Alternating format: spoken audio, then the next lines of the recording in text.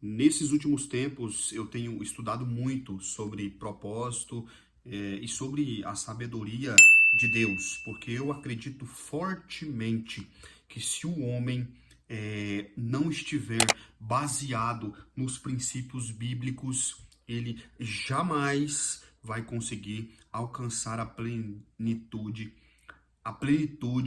na sua vida. E hoje eu quero trazer uma mensagem poderosa para você, porque dentro desse propósito existem ações que você toma que fazem total diferença. E a mensagem, o tema de hoje é: a mediocridade te afasta do propósito. Você sabe que tem muitas pessoas querendo viver o extraordinário em Deus, viver a plenitude, ser uma pessoa muito bem-sucedida, mas nas suas ações são pessoas medíocres. E quando eu falo sobre mediocridade, eu não quero te ofender. Eu quero dizer que você é uma pessoa que age na média.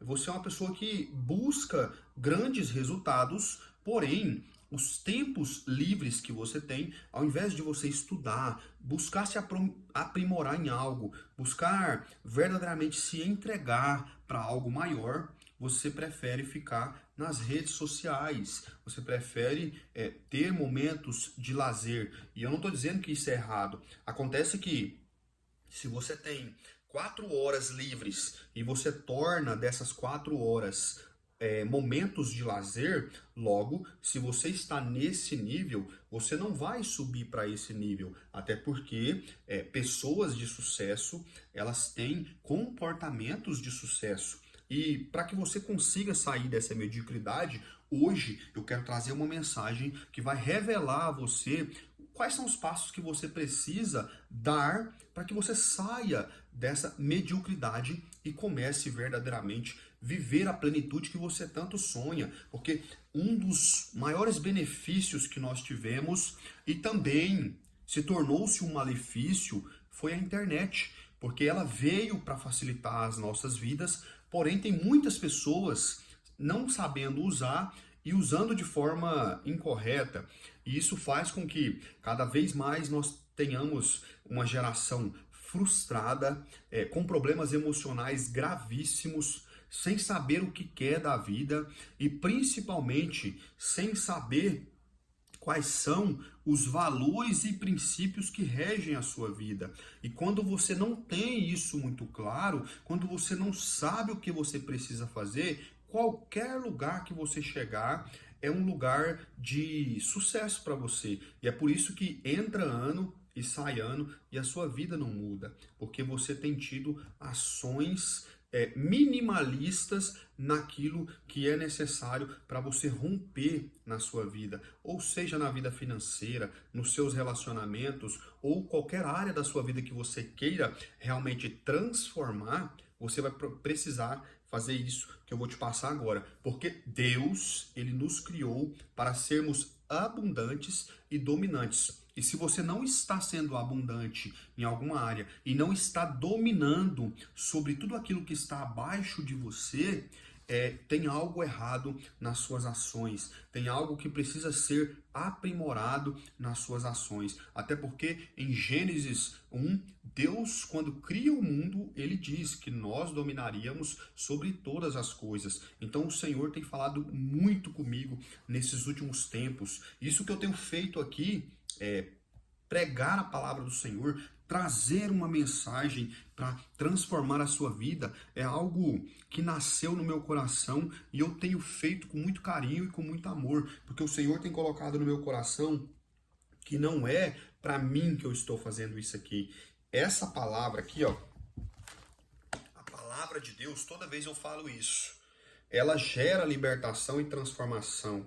E todas as vezes que eu venho e prego uma mensagem aqui, essa mensagem alcança pessoas.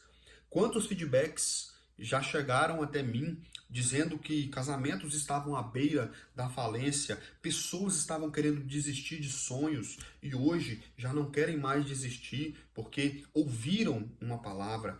Então, veja o quanto você precisa entender quais são as ações que você precisa tomar. Jesus, quando ele veio sobre a terra, ele se transformou em carne e ele viveu o seu propósito. E o que fez total diferença na vinda de Jesus, além dos grandes milagres que Jesus fez através do poder de Deus, Jesus ele agiu massivamente para cumprir o seu propósito. E aqui está a diferença da pessoa que vai ter sucesso, de você que quer sair da onde você está agora e subir para o próximo nível, e de você que jamais vai alcançar o próximo nível. E você precisa agir massivamente naquilo que é certo, naquilo que vai gerar frutos. Então, se você hoje quer mudar a sua vida financeira de alguma forma, o que você precisa fazer? A primeira coisa é ter uma autoavaliação e ter aquele impacto de perceber o que você precisa fazer hoje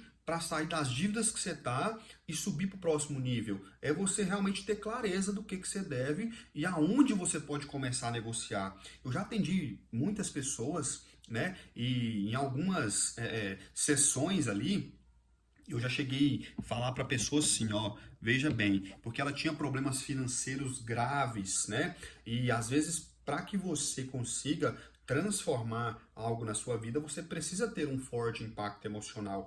Então eu pedi para a pessoa pegar o cartão de crédito dela e quebrar na minha frente. Então a pessoa pegou o cartão de crédito com muita resistência e quebrou aquele cartão de crédito. E depois de umas 2 semanas ela me agradeceu, porque aquela compulsividade que ela tinha foi ali rompida. Então, agir massivamente, muitas vezes é você tomar decisões que momentaneamente vai ser uma decisão que talvez pode parecer uma decisão um pouco agressiva. Mas acredite, se você não fizer isso, você vai continuar sendo uma pessoa compulsiva. E outra coisa que você precisa entender e que você precisa praticar é que quando você está em um ambiente, é você que deve influenciar o ambiente e não o ambiente que você está inserido te influenciar. Você deve ser o influenciador. Olha só, e eu vou trazer você para o texto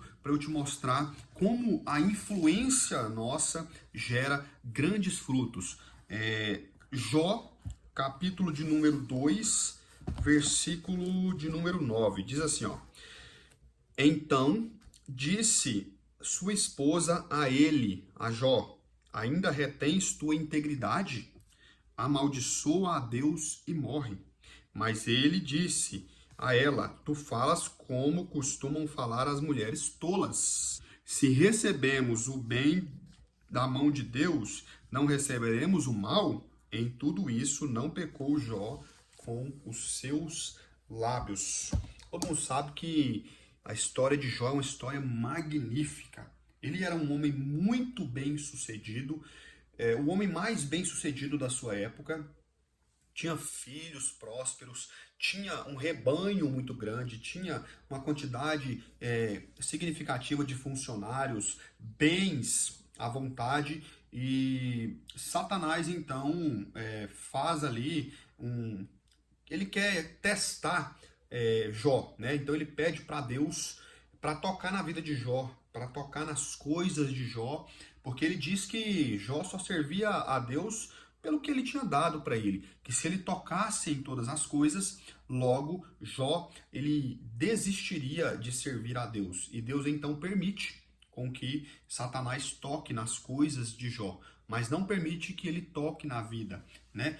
E aqui vem algo extremamente importante. A passagem que eu acabei de ler já tinha acontecido todo o desastre, Jó tinha perdido tudo, seus bens, seus filhos, ele tinha perdido seus rebanhos, e em um momento de crise, em um momento onde ele não via solução, em um momento de vulnerabilidade, que talvez hoje você possa estar nesse momento de vulnerabilidade, a sua mulher então chega, a pessoa que ele passou a vida junto, construiu a vida junto, chega nele e fala: amaldiçoa esse Deus e morre. E olha o poder da influência. Jó então responde para ela: como você fala como uma louca, né? aceita o bem de Deus com prazer e agora o mal você não quer aceitar. E a palavra de Deus mostra aqui que Jó então não pecou com os seus lábios. Talvez hoje você está inserido em um trabalho, em um emprego onde seu chefe talvez é uma pessoa extremamente arrogante, pessoa que atrapalha de alguma forma o seu desempenho, mas não fique triste. Aprenda a influenciar este ambiente, aprenda a moldar este ambiente para que fique um ambiente onde você consiga trabalhar até o momento em que você vislumbrar uma outra oportunidade, porque Deus é um Deus de misericórdia. Assim como quando Jó estava nesse momento de crise, talvez hoje você está nesse momento também. Seus filhos talvez não te respeitam mais. Então comece a criar ali situações para que realmente esse cenário seja transformado, para que as suas ações sejam uma ação de influência sobre a vida dos seus filhos. Eu tenho um testemunho muito lindo na minha vida, que quando eu me casei com a minha esposa, né, ela não tinha tido tanta experiência com Deus, e eu já havia tido algumas experiências, né? Então, a partir do momento que nós nos casamos, eu me mantive sempre buscando validar aquilo que eu acreditava, que é buscar a presença do Senhor através da oração, através da busca. E é claro, também eu era um pouco imaturo, nós já vamos fazer 12 anos juntos, né? E durante esse período eu amadureci muito, né? Mas sempre mantendo a minha fé em Deus, sempre indo à igreja, sempre buscando nas minhas ações, nas minhas atitudes, ser uma pessoa que condiz, né, com aquilo que você prega. Então isso é muito importante. Para que você influencie as pessoas, você precisa viver de acordo com aquilo que você fala, porque tem muita gente falando uma coisa e vivendo outra. E eu vejo que hoje, depois de tanto tempo, né, eu vejo a minha esposa mais próxima de Deus, e isso é magnífico, porque não é sobre mim, é sobre a alma dela, é sobre a experiência dela com Deus, porque para Deus importa a nossa alma, e isso gera em mim uma felicidade muito grande. Então que você possa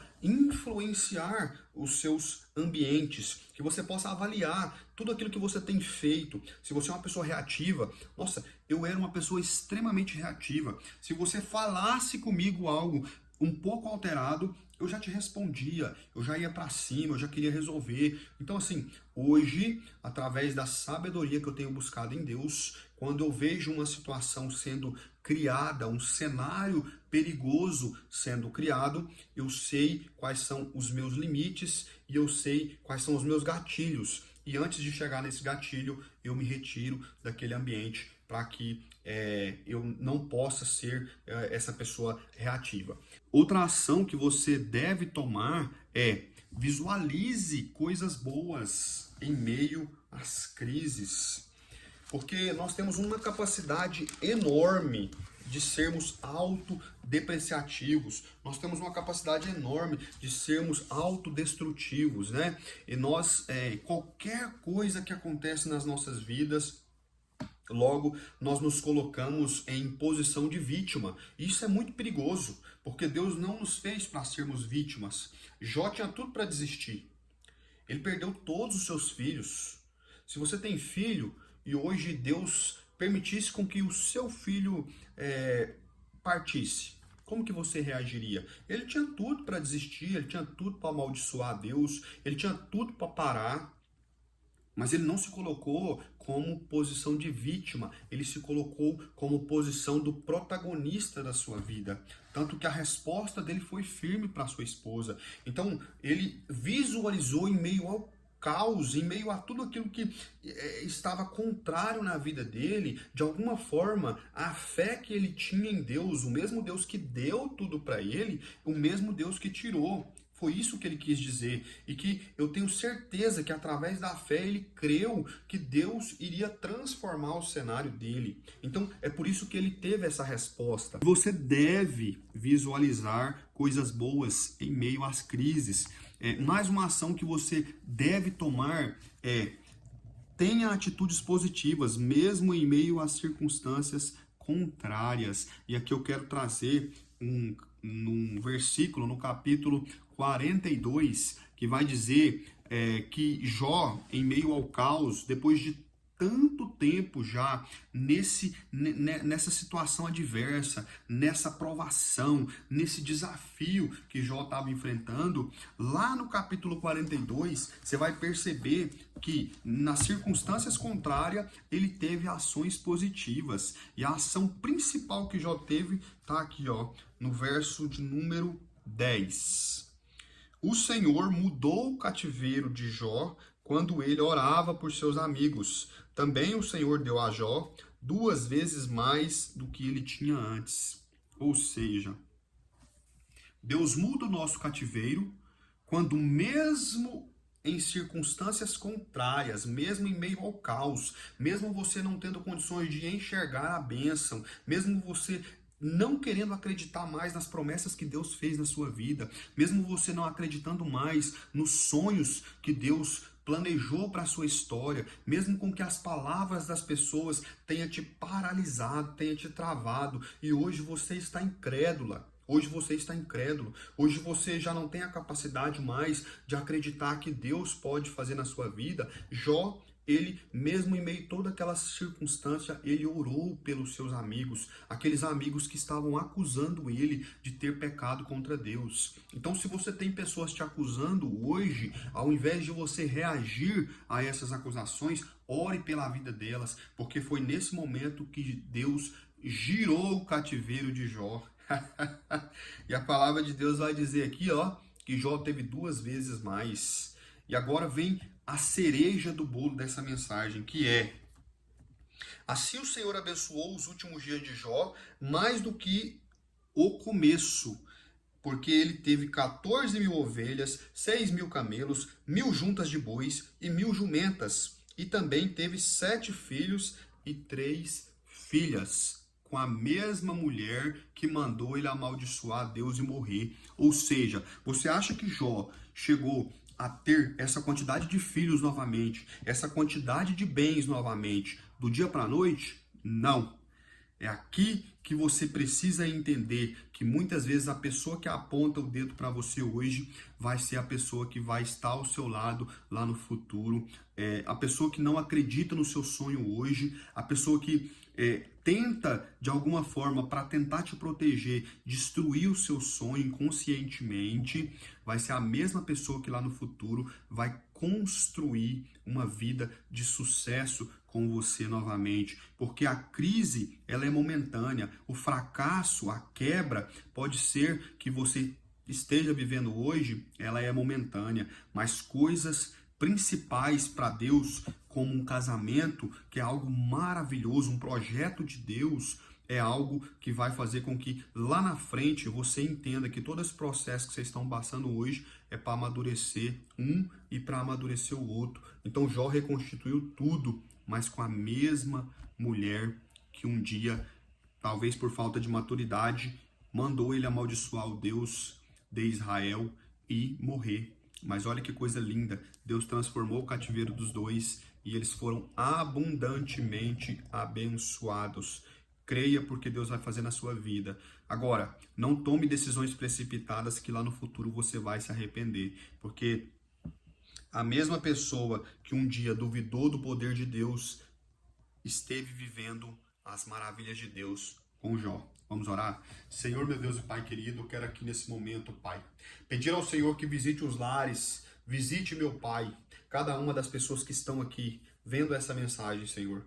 Pai, que o Senhor possa estar mudando os cativeiros, ó Pai. Quando nós entendermos, meu Deus, que as nossas ações, mesmo em meio ao caos, influenciam diretamente se o Senhor vai transformar o nosso cativeiro ou se não, Pai. E é por isso que muitos de nós estamos tantos anos dependendo ali de um milagre do Senhor, mas nós não alcançamos porque nós não reconhecemos que somos dependentes do Senhor e que o Senhor é soberano e que basta uma palavra do Senhor para todo o cativeiro mudar, mas basta uma ação nossa para mover o coração do Senhor, que nós possamos entender isso hoje, Pai, e sermos transformados através do milagre do Senhor, em nome do Senhor Jesus. Amém e amém.